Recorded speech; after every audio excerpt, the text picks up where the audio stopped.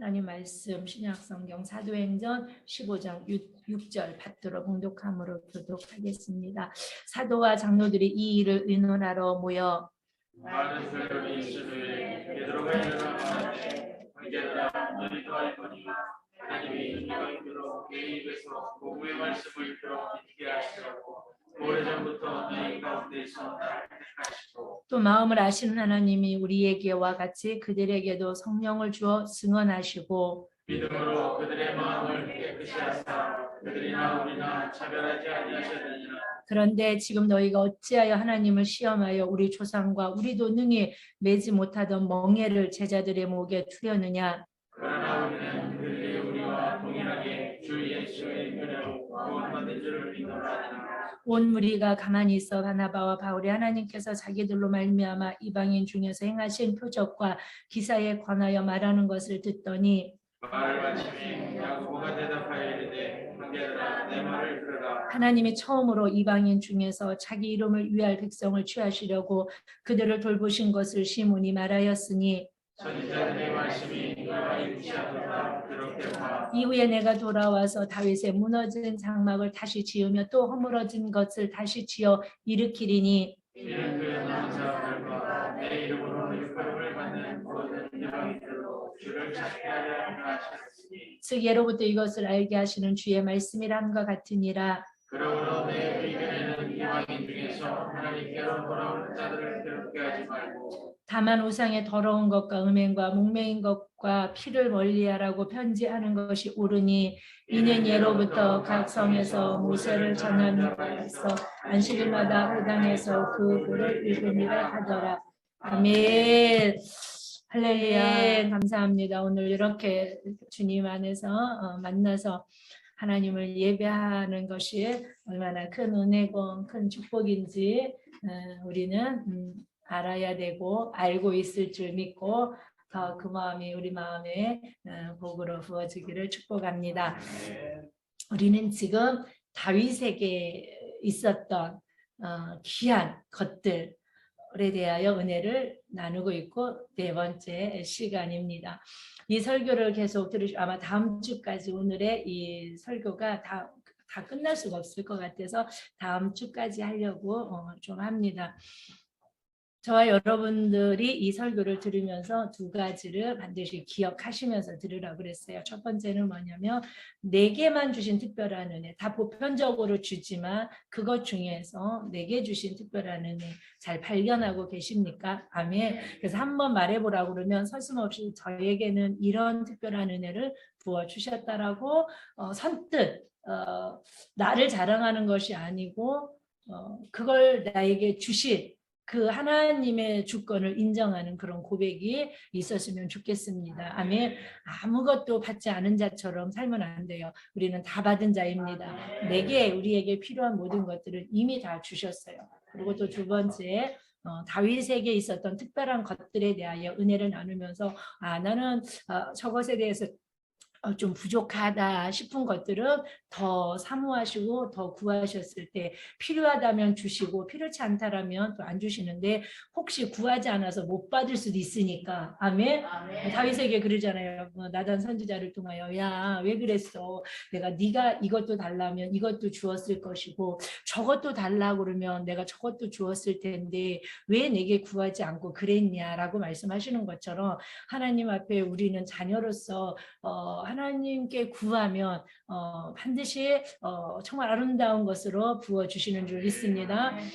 필요하지 않은 것은 알아서 안 주세요. 그러니까 일단 구하고 보는 게 얼마나 좋은지 몰라요. 다윗에게 있었던 첫 번째 것이 뭐냐면 인생의 억울함을 잘 풀어낼 수 있었던 지혜와 믿음이었어요. 이 말을 다시 말한다면 인생을 잘 해석했던 사람이라는 거예요. 그래서 뭐 인생은 해석이다 이런 책도 있잖아요. 그렇죠? 우리의 인생은 어떻게 해석하느냐에 따라 결론이 달라집니다. 그렇죠? 요셉 많고 분통하고 원통한 사람이 어디 있겠어요? 우리가 요셉을 생각해 보면 그런데 그는 그 고난 내가 상상할 수도 없고 뭐지?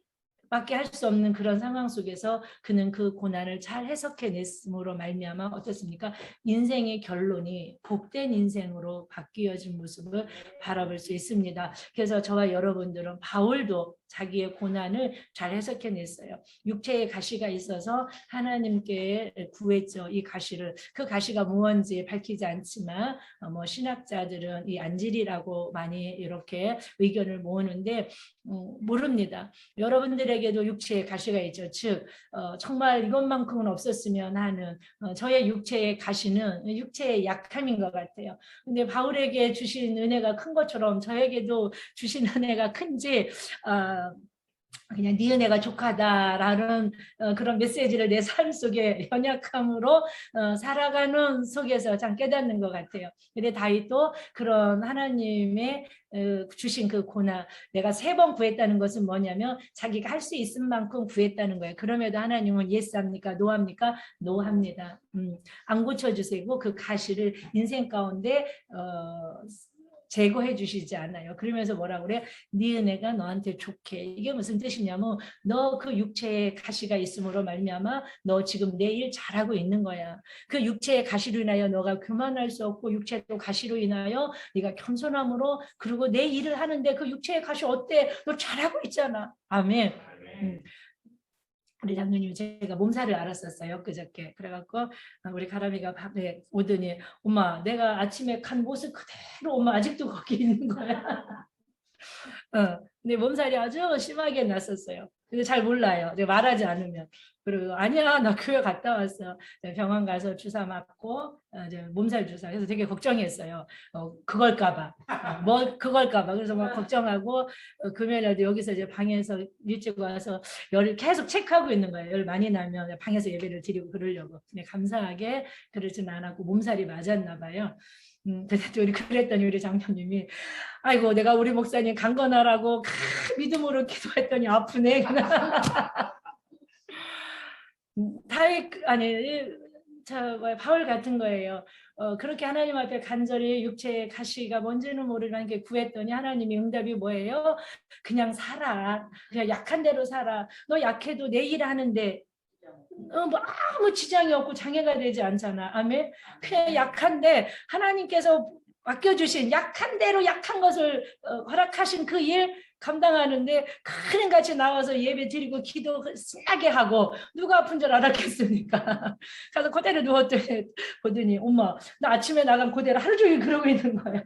아팠어 그랬더니 인생은 해석입니다. 해석할 수 있는, 그러니까 잘 감찰하시는 하나님 앞에 잘 풀어낼 수 있는 두 번째가 성령이었죠. 성령에 충만한 사람이었어요. 성령에 충만한, 성령에 사로잡혔어요. 성령을 갈망하고 성령을 사모했어요.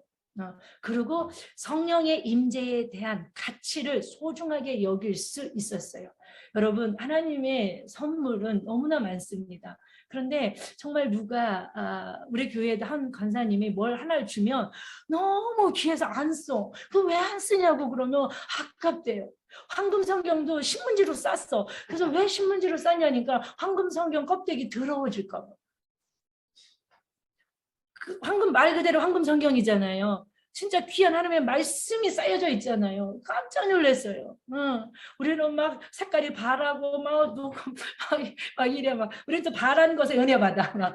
그런데 가치를 아는 거예요. 성령도 왜 성령으로 충만하고 성령의 임재를 다윗에게 그렇게 부어 주셨냐면 성령이 고귀함, 성령의 임재가 얼마나 소중한지를 다윗은 알았어요. 저와 여러분들도 그래 성령의 하나님께서 부어주신 것들, 귀한 것들이나 그거를 소중하게 아낄 때 하나님은 더 부어주셔요. 내가 뭘 줬는데 누군가에 선물을 했어. 근데 다 가고 났는데 어딘가 찌그러져서 여기 있어. 그분한테 선물을 한번 줄 때 한 번 더 생각해줘. 내가 정말 값지게 마음을 모아서 선물을 했는데 그냥 잃어버려서 간 정도가 아니고 그냥 다 그냥 버리고 간 것 같은 현장을 발견했을 때 또 주고 싶은 마음이 막 그리 막 뽕뽕뽕 생기진 않겠죠. 근데 귀하게 여기고 막 가치 있게 여기며 더 그거보다 더 귀한 것을 주고 싶은 것처럼 다윗에게 있었던 그 성령의 충만한 그 은혜가 그에게 있었고 세 번째가 뭐였어요? 성전을 사모하는 거였어요. 그래서 시편 27편을 보니까 그의 마지막 소원, 한 가지 소원이 뭐였어? 어려운 중에 소원이 뭐였어요? 아버지 집, 그죠? 자기 하나님의 아들이니까 아버지 집에서 여호와의 아름다움을 보며 날마다 하나님을 사모하고 그냥 하나님을 같이 살고 싶은 거예요. 나는 하나님의 자녀니까 하나님의 집에서 살고 싶었던. 그래서 하나님 앞에 어떻게 합니까? 하나님, 나 하나님의 집 저지르고 싶습니다. 나는 백향목 화려하고 좋은 왕궁에서 사는데 아버지의 집은 좀 초라하니까 지어드리고 싶다라는 그런 소원을 가졌을 때 하나님은 다윗의 간구에 노하십니다. 하나님의 노에 다윗은 어떻게 합니까? 예스합니다. 이게 뭐예요? 인생을 지혜롭게 기가 막히게 해석하는 거예요. 그래서 그의 인생의 결론은 바뀌잖아요. 거기서 시험 들고 하나님의 거절에 막 분내서 망한 사람이 뭐예요? 가인이잖아요. 예배 한번 잘못 드리면 어떻습니까? 싫은 소리 한번 들으면 어떻습니까? 잘 해석하면 돼요. 아, 잘하라고 하시나 보다. 아, 목사님이 종친 거, 아, 나 예배에 성공자 되라고 하나 보다. 이런 게 아니고 해석을 잘하면 결론, 복된 인생으로 바뀌어지는 거예요. 누가 뭐라고 하든 어떤 고난, 어떤 문제를 한다 할지라도. 그래서 다윗은 예, 알겠습니다 하고 더 하나님 앞에 자기가 하지 못하지만 하나님의 큰 공사, 성전 건축의 일을 아들 솔로몬이 하기에는, 왜냐하면 하나님도 글로 배웠어. 왜 그래서 이렇게 넘어져요? 여러분, 다윗이 그렇게 위대한 영성을 가지고 있었던 건 뭐냐면 고난을 통해서 그의 영성이 강하여진 믿음의 근육이 강한 거예요. 아멘. 그래서 2세들이 신앙이 약하고 고난에 약한 건 뭐냐면 2세들은 엄마 아빠의 신앙의 교육으로, 말로, 성경으로, 이 삶의 처절한 현장 속에서 얻는 영성이 아니라 그냥 글로 배웠다는 거예요. 하나님을. 그래서 다윗이 아무리 봐도 솔로몬은 이 큰 하나님의 성전 건축, 왜냐하면 그렇게 건축할 때 사단이 얼마나 역사하고 얼마나 어려움이 많겠습니까? 그러니까 그걸 알고 다 준비해서 솔로몬이 성전을 건축할 수 있도록. 그래서 자기가 가진 모든 것을 드리고 사유재산까지 다 드렸을 때 성경은 그의 노년의 삶을 다 드리고도 더 드리고도 그의 삶이 노년에 부하였고 존귀하였다라고, 하나님의 주신 복을 받았고요, 누렸고요, 끼치는 삶을 후손 만대에 이르기까지 그런 축복의 삶을 살았는데요. 하나님은 이렇게 성전을 사랑했던 다윗에게 왜 그런 존귀하고 부한 복을 주셨냐면 사도행전 20장 28절을 보면요, 교회는요 예수 그리스도의 피의 값으로 세워주신, 아멘, 영혼 구원하는 방주인 줄 믿습니다.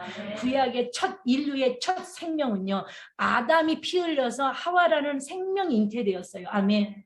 예, 옆구리에서 갈비뼈 뺐잖아요. 피 안 났다고 생각하시면 절대 안 돼요. 예, 아담의 옆구리에서 갈비뼈를 뺄 때 뭘 흘렸겠어요? 피를 흘려서 하와가 뭐예요? 생명이라는 뜻을 가졌잖아요. 그 아담의 피의 값으로 뭐예요? 한 생명이 잉태된 것처럼 신약의 교회, 저와 여러분들, 교회된 저와 여러분들의 새 생명으로 잉태된 그 은혜는 예수 그리스도에서 십자가에서 매달리셔서 옆구리에서 뭐예요? 물과 피를 다 쏟으심으로 말미암아 교회가 그 순간에 이 땅에 탄생되어져서 영혼 구원의 역사를 이루어 나가는 교회가 된 줄 믿으셔야 되는 줄 믿습니다. 그래서 하나님은 뭐라고 그래요? 하나님이신 예수 그리스도의 피의 값으로 세워준 것이 교회고 너희는 돌보고 관리할 사명이 있다라고 말씀하세요. 시편 122편에 보면 예루살렘을 사랑하는 자에게 형통과 평안의 복을 주셨어요. 아멘. 그러니까 교회를 사랑하고 교회된 성도들을 사랑하고 연약한 지체들을 돌보는 그 자들에게는 하나님은요 형통의 복을 주시고 평안의 복을 주셨어요. 그 이유가 128편 시편의 5절을 보니까 하나님의 복은 시온으로부터 나오는 거예요. 아멘. 교회로부터 나와요. 하나님의 복은 성막으로부터, 성전으로부터, 교회로부터, 하나님께로부터 나오는 거예요. 아멘. 그래서 구원의 복을 받은 그리스도인들에게는 더하심의 복이 무궁무진한 줄 믿습니다. 하나님께서 영혼을 섬기고 교회를 섬기다 그런 복을 받는 저와 여러분들이 되시기를 간절히 축복합니다. 자, 오늘 네 번째예요. 네 번째, 다윗에게 있었던 특별한 것들, 즉 하나님이 다윗에게 주셨던 특별한 은혜가 무엇이었을까? 오늘 이제 네 번째까지만 하는데 다음 주까지 이어서 하는데 예배자의 복을 허락하셨어요.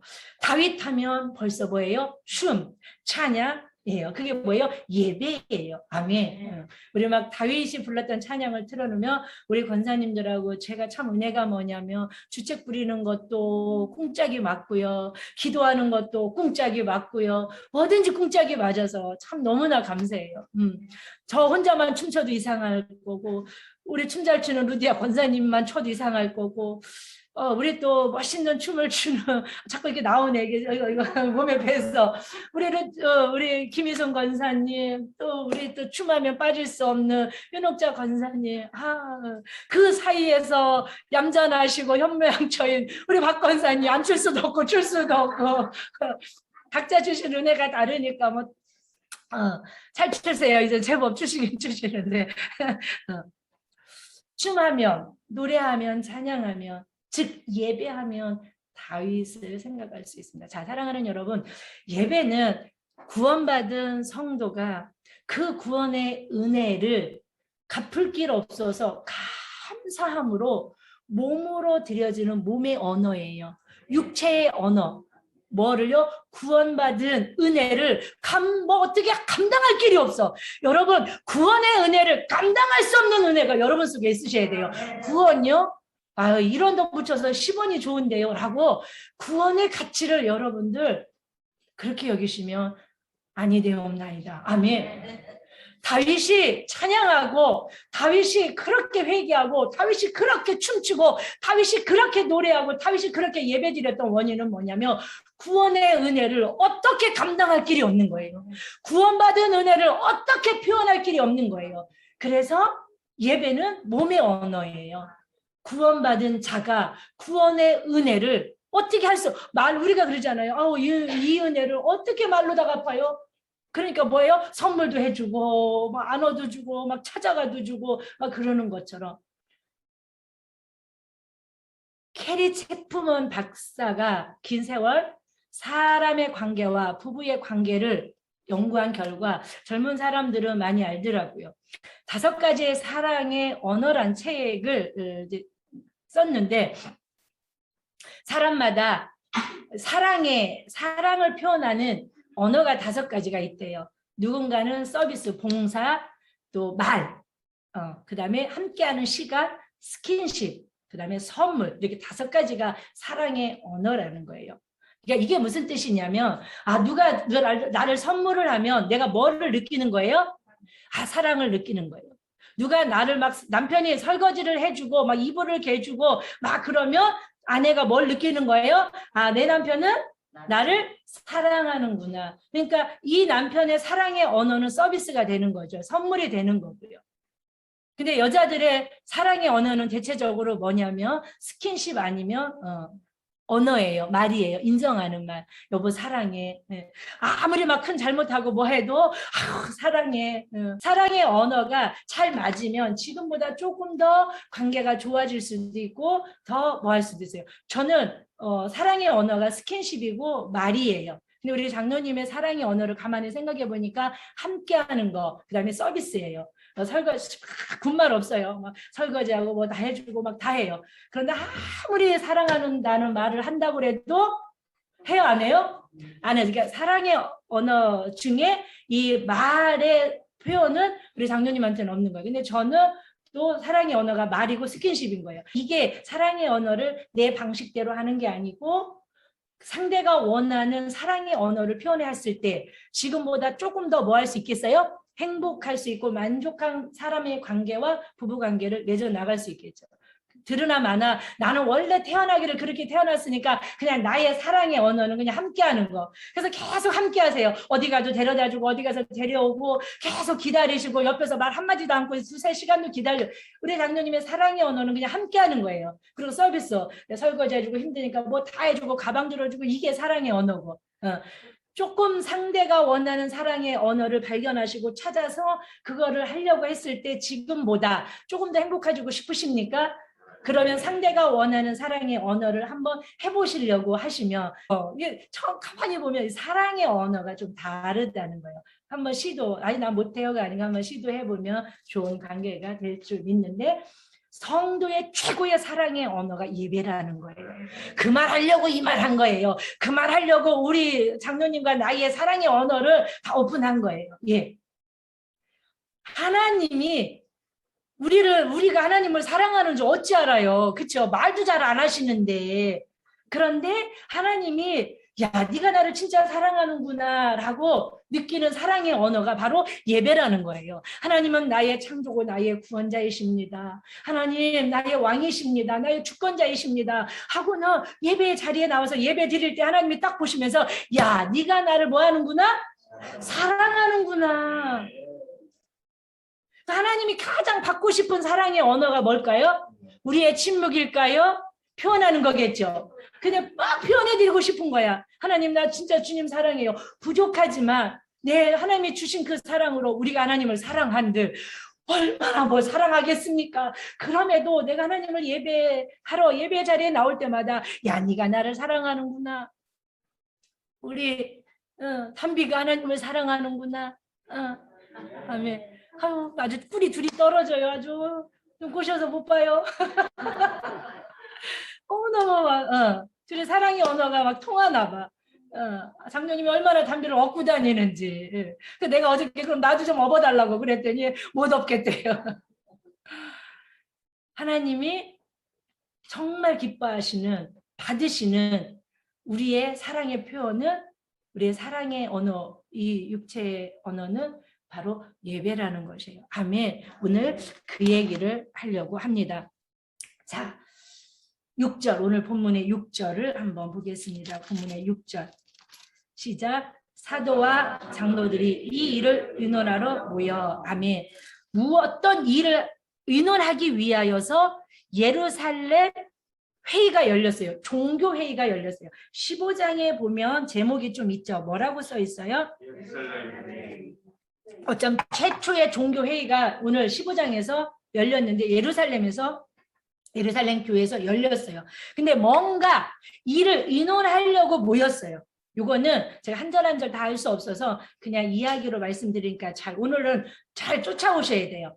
앞에 서론도 이야기고 뒤에 서론도 다 찾을 수가 없어서 이야기예요. 잘 들으셨으면 좋겠어요. 자, 이 일을 어떤 일을 의논하려고 모였는데 종교 회의를 하기 위해서 모였어요. 근데 그 이유가 15장 1절을 보니까 어떤 사람들이 유대로부터 내려와서 형제들을 가르치되 너희가 모세의 법대로 할례를 받지 아니하면 능히 구원을 받지 못하리라 라고 안디옥 교회뿐만이 아니고 바울과 바나바 이렇게 바울이 전도를 하면서 세운 교회들을 다니면서 이런 복음을 전하는데 다른 복음, 어떤 복음을 전하냐면 너희가 예수 그리스도로 말미암아 구원을 받았을지라도 그것은 온전한 구원이 아니라 할례를 받아야 되고 하나님의 율법을 지켜야만이 너희가 구원을 받은 줄을 알라라고 말을 해요.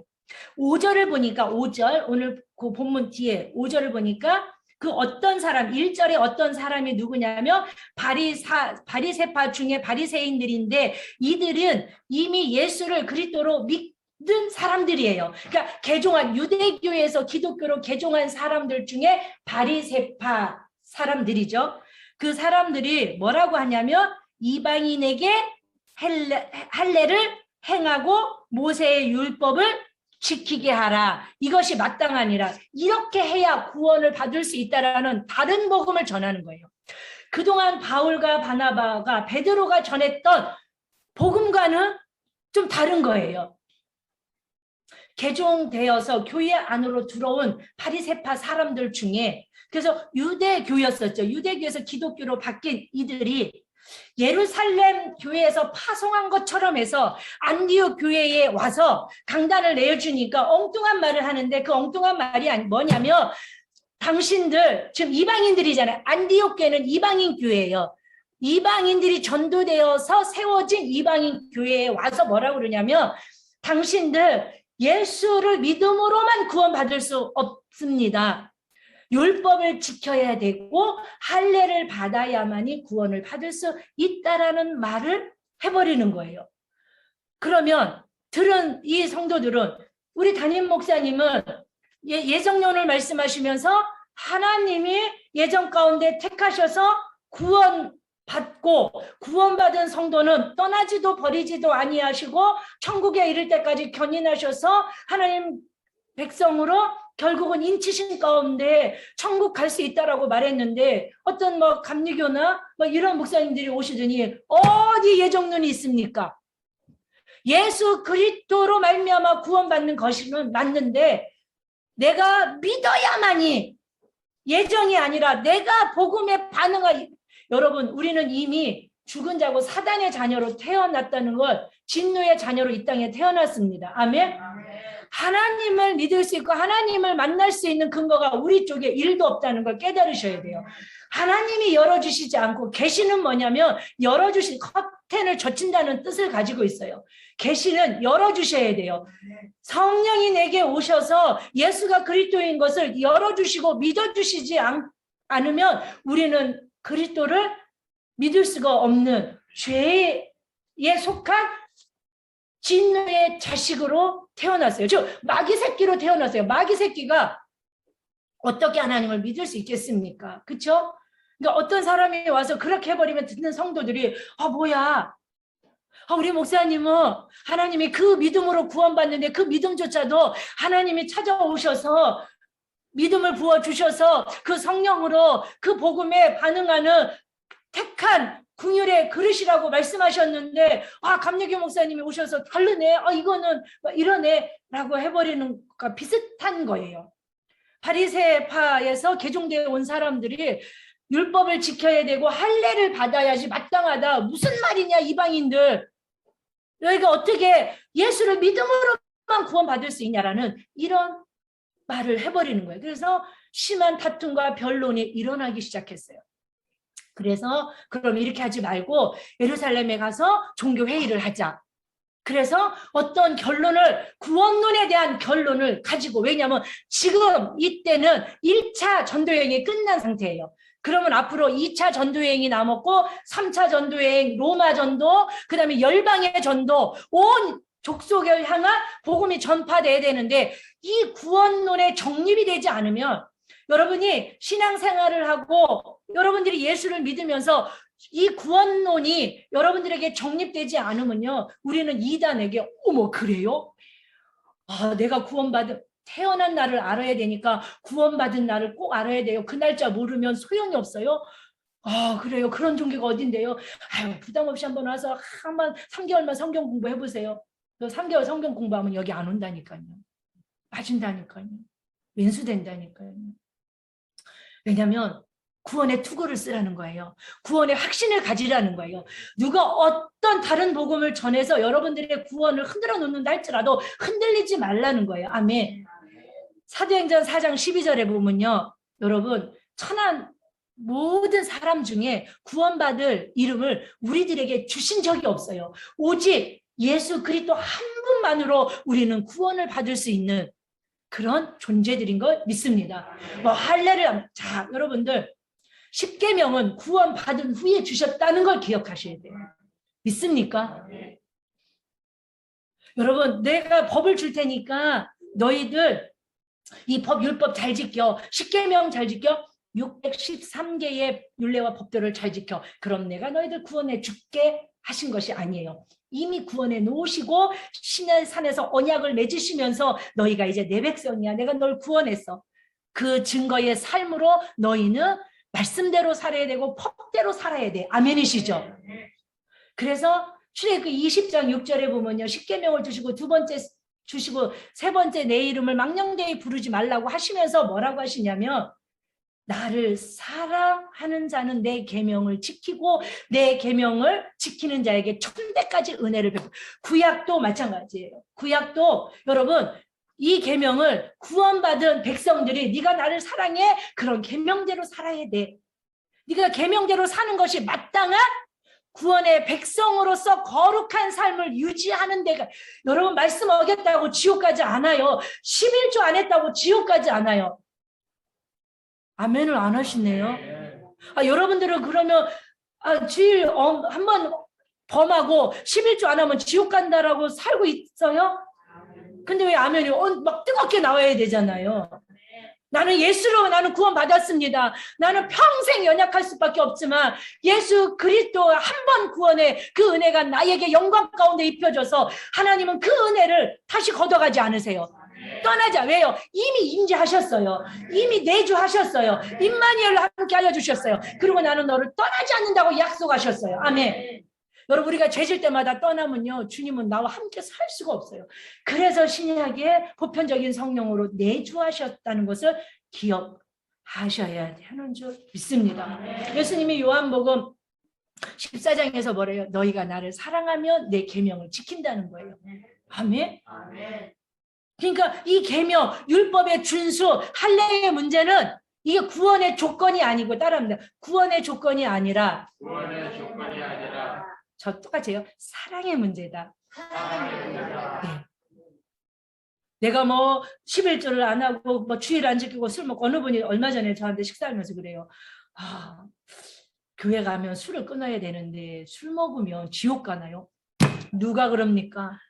술 먹어도 천국 갑니다. 하나님이 그런데 구원 받으셔서 하나님의 자녀 삼아 주시며 언젠가는 건강을 위해서 언젠가는 끊게 해주시고 이 안에 성령이 오셨잖아요. 내 안에 계시잖아요. 그럼 내가 육신대로 살 때 뭘 건다고 그랬어요? 두자 태클이라고 그랬죠. 네. 자꾸 태클을 걸어요. 내 안에서 성령이 말씀대로 살아야지. 너 용서해야지. 그래서 우리는 그리스도인들은 맨날 뭐가 많아요? 고민이 많아요. 사랑이 잘 안 되는데 성령 안에 내 안에서 성령은 뭐 하라고 그래요? 용서해야지, 사랑해야지, 섬겨야지. 하고 막 그러면 내가 구원 백성이 맞잖아요. 그러면 구원의 백성이 맞다라면 성령에서 울컥울컥 살아 역사하시는 말씀의 힘이 나를 어떻게 해요? 언젠가는 움직여 나가신다는 거예요. 조금씩 정도의 차이는 있어요. 시간의 차이도 있고요. 세월의 차이는 있어요. 누군가는 좀 빨리, 누군가는 좀 더디. 그러나 반드시 구원받은 백성은요. 결국은 죽어서 나의 존재를 영화롭게 하기 전에 이 땅에서도 거룩한 삶을 최고의 가치로 여기고 그런 삶을 추구하도록 내 안에 계신 성령이 나를 괴롭힌다니까요. 여러분 집사인데 술 먹으면서 아우 평안해 라고 먹어요? 아니요. 아이고 뭐 하면 안 되는데? 이게 성령이 안에서 뭐 거는 거예요? 태클 거는 거예요. 내가 11조 안에 막 이거 어려워서 카드값 메꿔. 그래서 아싸 막 신나서 메꾸는 사람 있어요? 없어요? 이거 안 되는데. 아버지 안 되는데. 하면서 성령이 태클을 걸어서 괴로운 가운데 타협해서 그렇다고 지옥 가요? 아니라는 것을 제가 잘못 가리키는지는 아니라고 저는 확신합니다. 그러나 세월이 가면서 말씀이 계속 들어서 영적 물갈이가 돼서 결국은 말씀의 힘이 차곡차곡 배에 넣어 청자에 채워져서 언젠가는 그 말씀이 내 안에서 힘있게 나를 어떻게 해요? 성령의 소욕대로 말씀의 삶을 살아내도록 내 안에서 힘있게 힘을 작용해 주시는 줄 우리는 믿어야 될 줄 믿습니다. 그래서 이런 예로 이제 종교회의가 열렸습니다. 종교회의가 열려서 구원론이 이제 오직 예수 그리스도 한 분으로 말미암아 이제 이루어졌다라는 걸 의장 야고보 예수님의 동생 야고보서 기자의 야고보가 판결문을 내는데 13절로 21절까지인데 읽을 수는 없고 제가 한번 볼게요. 이제 13절 그 위에는 자 6절에 보면 사도와 장로들과 모든들이 모여서 이제는 많은 변론이 있었어요. 의논하러 모였다라고 했죠. 종교회의예요. 예루살렘에서 모여서. 그래서 먼저 많은 왈가불가 이런 저런 이야기를 하고 먼저 베드로가 일어나서 7절에 보니까 먼저 이야기를 합니다. 7절을 뭐라고 하냐면 이방인들로 내 입에서 복음의 말씀을 들어 믿게 하시려고 나를 사도로 오래전에 니들보다 내가 원조야. 그 나를 사도로 부르셔서 나에게 이방인들에게 복음을 전하게 했더니 복음을 전했더니 할례 받지 않았지만 율법을 지키지 않았지만 그 이방인들을 하나님이 뭐 해주셨다는 거예요? 구원해 주셨다는 거예요. 그들이 성령의 은혜 가운데 복음을 전했더니 복음을 믿어서 하나님의 백성이 되었고 차별 없이 야 유대인이나 이방인이나 복음을 듣기만 하면 구원을 받는다는 거예요. 그 구원을 받을 수 있는 그 근거가 뭐냐면 구원의 은혜는 하나님이 부어주신 특별한 은혜라는 거예요. 선물이라는 거예요. 구원은 선물로 받은 거예요. 우리가 뭐 착해서 우리가 뭘 잘해서 받는 것이 아니에요. 이 이야기를 지금 베드로가 힘있게 그 종교회의로 모인 사람들 앞에서 이렇게 말하는 모습을 볼 수 있습니다. 또 12절에 보니까 온 무리가 이제 가만히 바울의 말을 듣고 베드로의 말을 듣고 가만히 있을 때 바나바와 바울이 하나님께서 자기들로 말미암아 이방인 중에서 행하신 표적과 기사에 관하여 말하는 것을 듣더니 바나바와 바울도 1차 전도 여행 때 다니면서 복음을 전했더니 이방인들도 복음에 뭐 하는 거예요? 반응하는 거예요. 복음을 듣고 믿는 거예요. 하나님이 그들을 구원해 주시는 거예요. 유대인뿐만이 아니고 이방인들도 그렇게 하나님이 차별 없이 누구든지 하나님이 구원하시고자 작정하신 구원의 백성들은 예정하시고 택하신 백성들은 복음에 반응하는 거예요. 아멘이시죠?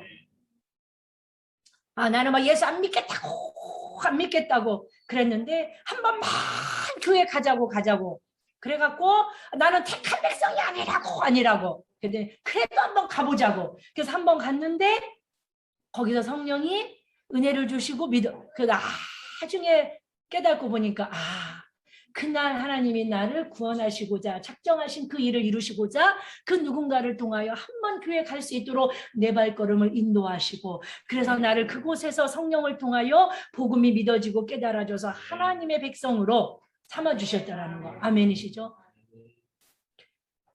그러면서 뭐라고 하냐면 13절에 야고보가 이제 판결문을 내리면서 이런 말을 합니다. 14절 같이 읽어볼까요? 하나님이 처음으로 이방인 중에서 자기 이름을 위한 백성을 취하시려고 그들을 돌보신 것을 시몬이 아멘. 이것은 그 앞에 사도행전 11장에 나오는 고넬료 구원 사건이에요. 베드로가 복음을 전했더니 고넬료가 구원을 받는 거예요. 복음을 믿고 구원을 받는 놀라운 역사를 여기 뒤에가 시몬이 뭐냐면 베드로예요.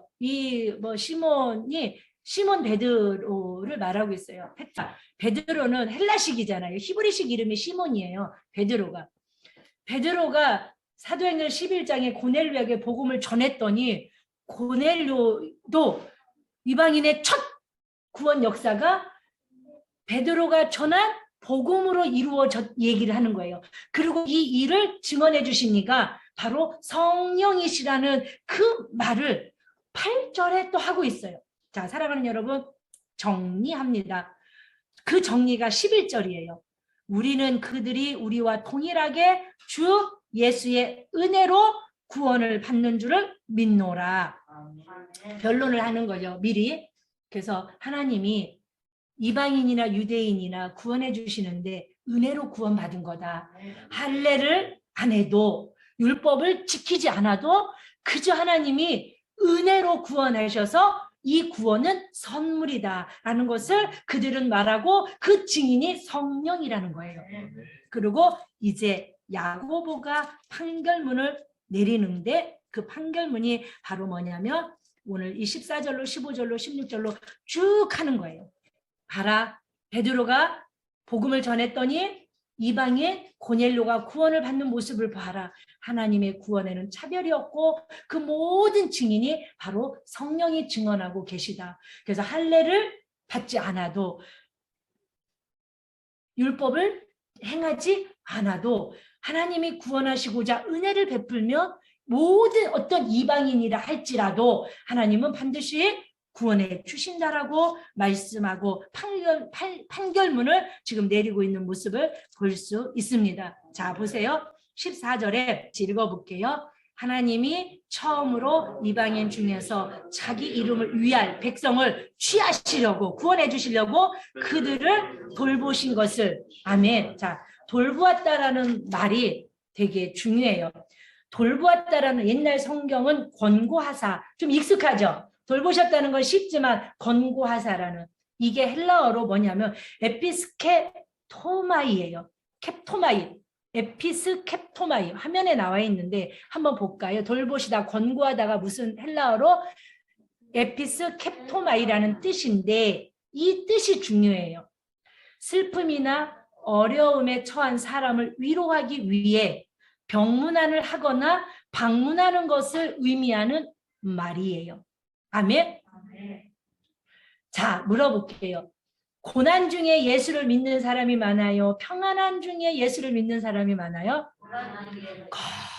거의 고난이 없으면요, 등 따숩고 배부르고 평안하면요, 하나님을 찾지 않는 게 인생의 본성이에요. 하나님의 백성들, 하나님이 취하시고자, 하나님이 구원하시고자 하는 자들에게 주시는 은혜가 뭐냐면 고난이에요. 그래서 보니까 고난을 통하여 슬픔을 겪고 어려움을 겪고 있는 사람을 방문하는 게 돌보심이에요. 권고하심이에요. 자, 고넬료, 그 이방인인 고넬료를 하나님이 돌보시는 게 뭐냐면 그의 인생 가운데 어떤 고난이, 어떤 어려움이, 어떤 슬픔이 있는지 모르지만 위로하시고자 돌보시고자 방문해 주셨어요. 그가 하나님을 방문했어요. 하나님이 그를 방문했어요. 우리는요, 본성이, 죄성이 있어서 우리는 하나님을 찾을 수 없어요. 하나님이 고난 가운데 찾아오셔서 나를 방문하실 때 내가 거기에 뭐 하는 거예요? 반응하는 거예요. 하나님이 나를 찾아오신 고난이 어려우니까, 외로우니까, 슬프니까, 의지할 데 없으니까, 죽을 것 같으니까, 답답하니까, 우겨싸움을 당하니까 하나님의 부르심에, 하나님의 신방에, 하나님의 문 안에, 하나님의 방문에 네, 주님, 내가 여기 있습니다라고 반응하는 거예요. 아멘. 먼저 찾아오시는 것이 권고하심이고 돌보심인 줄 믿습니다. 사라를 권고하사 아들 이삭을 주셨고요. 흉년의 때 베들레헴을 다 떠났죠. 그래서 그 베들레헴 땅이 버림받은 땅이 되었어요. 다 하나님의 백성들이 떠나니까.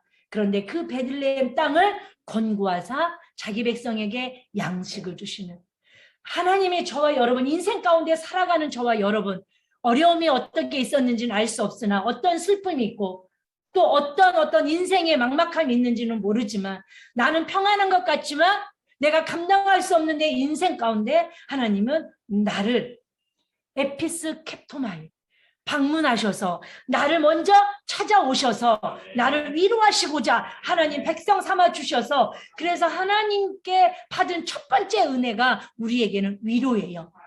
그래서 그것이 뭐로 나타나요? 평안으로 나타나요. 그래서 예수 믿고 변한 것이 하나도 없는데 우리의 심령이 어때요? 평안한 상태가 되었어요. 왜요? 하나님이 나를 찾아오셔서 내가 예수를 믿음으로 말미암아 나의 죄의 짐이 어떻게 되었어요? 다 예수 그리스도 십자가로 전가 넘어갔어요. 그래서 내가 더 이상 죄의 짐으로 무겁지 않아. 그래서 하나님과 나의 가로막혔던 죄의 탐에 허물어졌기 때문에 하나님과 화목하고 나니까 내가 평안한 상태가 되었어요.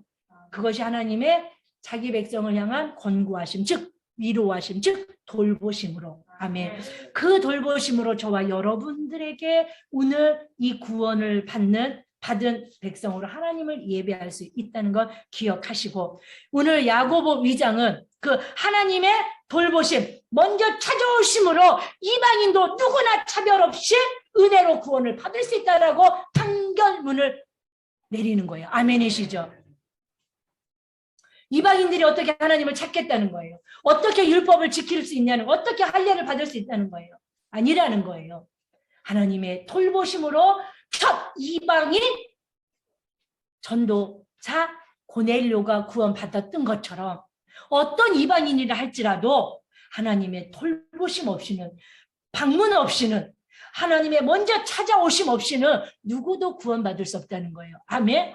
먼저 찾아오셨기 때문에, 돌보시고 권고하셨기 때문에 우리는 구원받을 수 있다는 것을 땅땅땅 판결문을 내시고, 이것은 모든 선지자들이 일치하여 증언했었던 구약의 내용이다. 그런데 그 구약의 많은 선지자들 중에 대표로 아모스 선지자가 9장 10절로 11절에 이렇게 다윗의 장막에 대해서 이야기하면서 이런 말을 썼다고 하면서 모든 선지자가 오직 은혜로 구원받은 것을 구약에도 말해 놓았는데, 그 중에 대표적인 한 구절을 인용하는데 아모스 선지자의 그 말씀을 인용해요. 함께 읽어보겠습니다. 시작.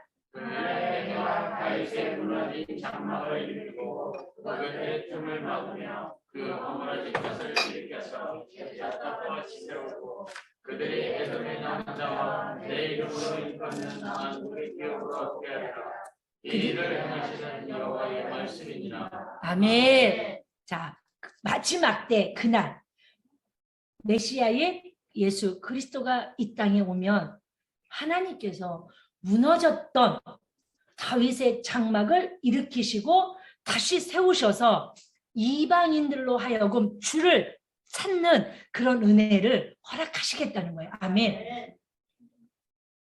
그러니까 이 마지막 때 하나님이 추억하고 계시는 것이 다윗의 장막이에요.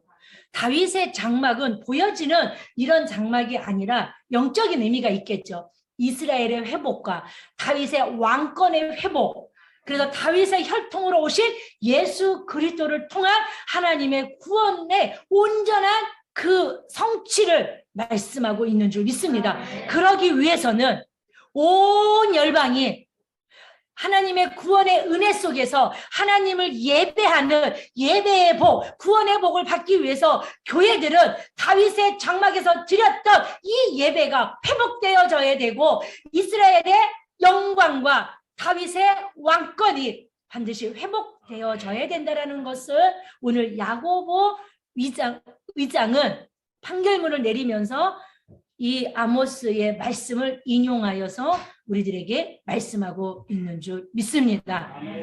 자, 그러면 하나님이 추억하시고 마지막 예수 그리스도를 통하여 세워질 무너진 일으켜 세울 다윗의 장막이 무엇인지를 여러분들이 여기서 장막은 성막이나 성전이 아니에요. 텐트예요. 다윗의 장막은 임시 처소 텐트를 말하고 있어요. 성전이 회복된다고도 말하지 않고 성막의 회복을 말하는 것이 아니고 아모스 선지자의 말씀을 인용한 야고보 의장도 반드시 회복되어져야 된 그 예배의 처소가 다윗의 장막 즉 텐트 임시 처소에서 드렸던 그 예배가 회복되어질 때 온 열방의 온전한 구원의 역사를 마지막 그날에 예수 그리스도를 통하여 성취하시고 완성하시겠다라는 말씀이에요. 그러면 다윗의 장막에 대해서 여러분들 아셔야 되잖아요. 아멘? 다 아시면 안 해도 돼요. 다윗의 장막의 정체를 아시면 안 해도 되는데 우리는 들었어도 헷갈리잖아요. 말해보라 그러면 잘 못할 수 있잖아요. 그러니까 다시 한번 들으면서 하나님이 그리워하시고 마지막 때 예수 그리스도를 통하여 세워질 다시 일으켜 세우실 다윗의 장막 즉 다윗의 장막에서 드렸던 것이 무엇일까? 거기서 드렸던 게 제사였을까? 예배였을까? 이게 뭘까? 우리는 오늘 간단히 하고 다음 주에 자세히 하겠습니다. 자, 다윗은 왕이고 시인이고 음악가요 군인이고 선지자입니다. 사도행전 2장 30절에 보면 왜 선지자예요? 구약에서 오실 메시아를 이미 만났어요. 그리고 이미 봤어요.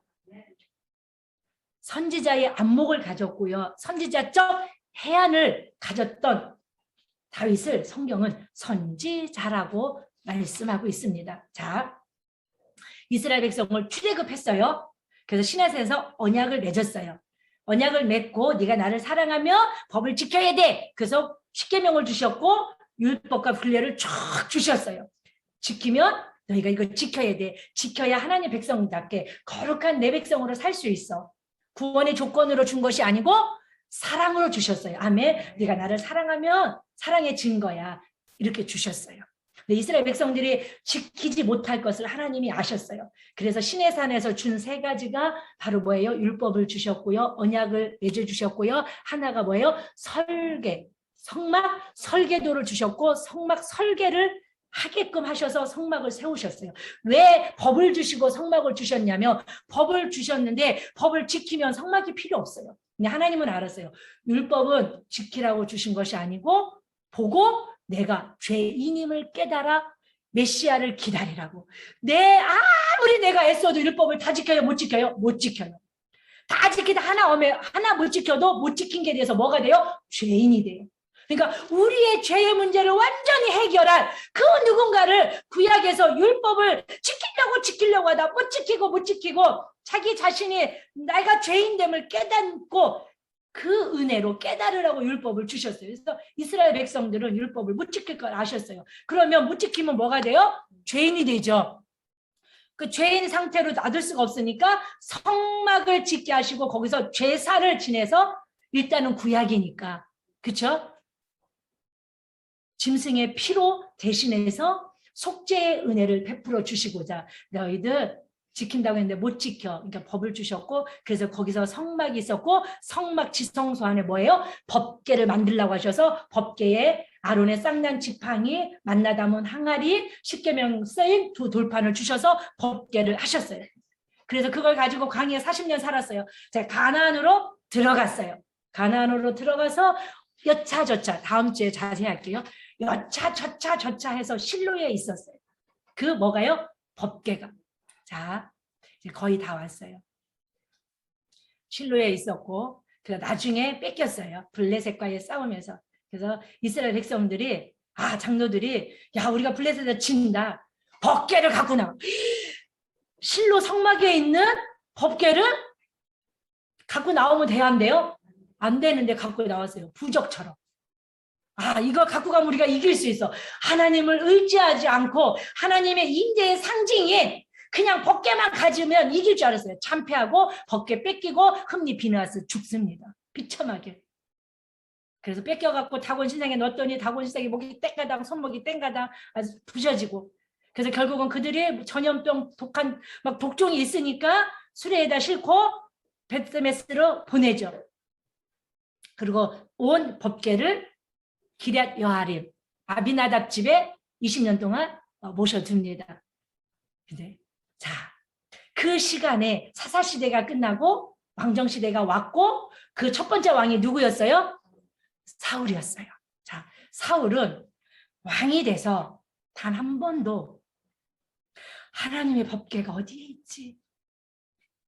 선한목자 교회가 요즘 어떻지? 재정은 어떻지? 김용호 선교사님 선교의 현장은 어떻지? 이제 암 판결 받으시고 입원하시고 수술하시는 데는 어떻지? 하나님의 나라, 하나님의 꿈, 하나님의 비전, 그래서 내게 주신 사명 전혀 상관없이 살았어요. 누구는요? 사울은요. 40년 동안 왕으로 살아가면서 하나님의 법궤에 대한 관심이 전혀 사울은 없었어요. 어디에 관심 있어요? 내 보좌 지키는 거, 내 가정 잘 되는 거, 내 새끼 건강한 거, 출세하는 거, 막 이거에만 관심 있어. 교회가 어렵든지 말든지 뭐 선교사가 와서 다 병들 수 있어, 뭐 다 아플 수 있어, 교회 어려울 수 있어, 뭐 교회와 상관없이 하나님의 비전, 하나님의 생명보다 더 귀하게 주신 내 사명과 상관이 없고 하나님의 세 번째 꿈이 뭔지도 별로 관심 없고 그래서 그 꿈을 이루기 위하여 나에게 어떤 특별한 은혜를 줬고 그 특별한 은혜가 내 사명이고 그 은혜대로 내가 살아가는 것이 내 본분인 거 상관이 없이 살아간 것처럼 사울은 그렇게 살았어. 모든 국력, 모든 힘을 자기 왕자의 자리를 뺏기지 않으려고 다윗을 쫓는데 모든 많은 에너지와 시간을 막 허비해요. 그런데 다윗이 왕이 됐어요. 아멘. 다윗이 왕이 되자 첫 번째 한 게 뭐예요?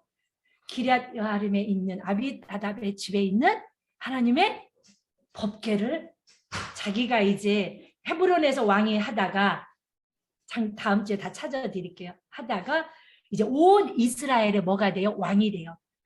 예. 사랑하는 여러분,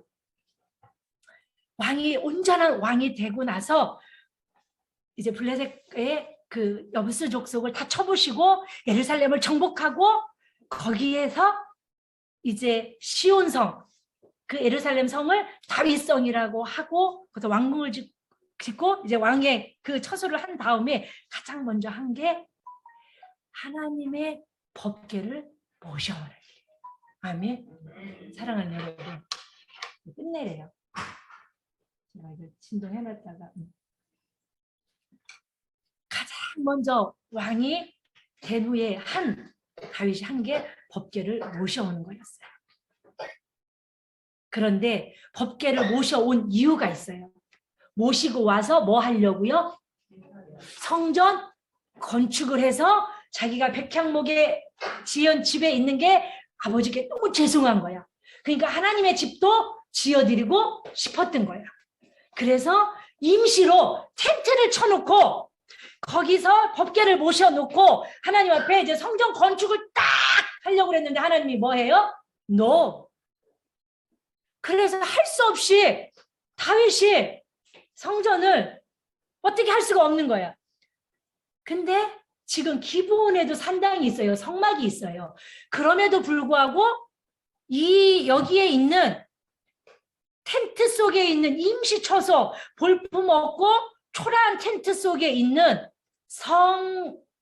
성막이라고 볼 수 없는 이 장막, 텐트에 계신 법궤를 기브온 산당에 옮기지 않아요, 다윗은. 그리고 율법대로 절차에 율법의 형식에 맞게 기브온에서는 제사장들이 제사를 드리게 해요. 너무 진짜 생각해 보면 너무 기가 막힌 다윗이에요.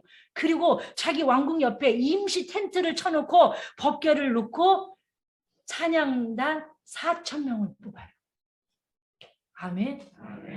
그리고 288명을 조를 나눠 갖고 거기서 하나님 앞에 춤을 추고 노래하고 비파를 치고 재금으로 큰 소리로 손뼉을 치며 하나님을 뭐 해요? 찬양의 예배를 드려요. 여러분 신약적 예배고요. 찬미의 제사 히브리서 9장 그렇죠? 계시록에 보면 천상의 예배가 찬양의 예배예요. 아멘. 여러분 우리가 주중에 계속 찬양 예배를 드려요. 찬양하고 기도하고 찬양하고 왜 여기는 코로나도 안 심각한데 목사님 설교 찬양 자체가 예배라는 걸 믿으셔야 돼요. 우리는 천국 가서 뭐만 해요? 찬양. 천상의 예배를 구약 한복판에서 누가 드려요? 다윗이 드려요. 4,000명을 뽑아요. 그래서 다윗은 예배자의 복을 받았는데 얼마나 그 예배에 대한 갈망이 있는데 예배 문화를 세우기 시작하는데 그 예배의 문화 중에 가장 특출난 게 뭐냐면 찬양대 성가대를 세워요. 여러분 4,000명이 그래서 막 작곡하는 사람 골방에 들어가서 계속 하나님을 노래하는 작곡을 해서 곡을 붙여서 그것이 다 시편의 시들이고 시편의 노래들이에요. 아멘. 그래서 다윗은 사랑하는 여러분 예배자의 복을 받았고 그 하나님을 예배하는데 구약적 예배가 아니고 천상의 하늘의 예배 무슨 예배요? 찬양의 예배를 드렸어요. 그래서 기브온으로 이 법궤를 모셔가지 않고 아들 솔로몬이 성전을 질 때까지 그 법궤를 모셔놓고 휘장도 없잖아요. 아무것도 없어요. 번제단도 없어요. 그냥 임시 쳤으니까 거기에 인간 휘장 사람을 찬양자를 뽑아서 거기서 놓고 하나님의 무엇을 찬양하냐면 구원의 은혜를. 자, 말씀을 마칩니다. 우리가 이렇게 시작했어요. 성도의 최고의 사랑의 언어, 육체의 언어가 바로 뭐라고 그랬어요? 예배라고 그랬어요. 다윗은 하나님이 가장 기뻐하시는 사랑의 언어가 예배인 것을 알았어요. 그런데 이는 하나님이 가장 기뻐하시는 게 예배인데 선지자적 해안을 가졌잖아요. 오실 메시아를 그리스도를 통하여 우리의 구원을 어떻게 해요? 온전히 이루셨네. 불완전한 구원이 아니네. 온전히 이루셨네. 내가 할 거는 구원을 구하는 게 아니고 온전한 구원을 이루신 하나님께 감사하는 마음을 찬양으로. 아멘. 그래서 하나님은 찬양을 가져. 이사야 43장 21절 내가 이 백성을 지었나니 이 백성이 나를 찬송하게. 왜요? 구원은 이미 하나님께 다 이루셨어요. 그래서 우리는 하나님께 드릴 것이 뭐예요? 찬양이에요. 황소를 드림보다도 그 무엇을 드림보다도 우리가 찬양 예배 우리가 찬양 한 곡은요 그냥 찬양 한 곡이 아니에요. 한 곡을 드려도 뭐예요? 찬양의 예배예요.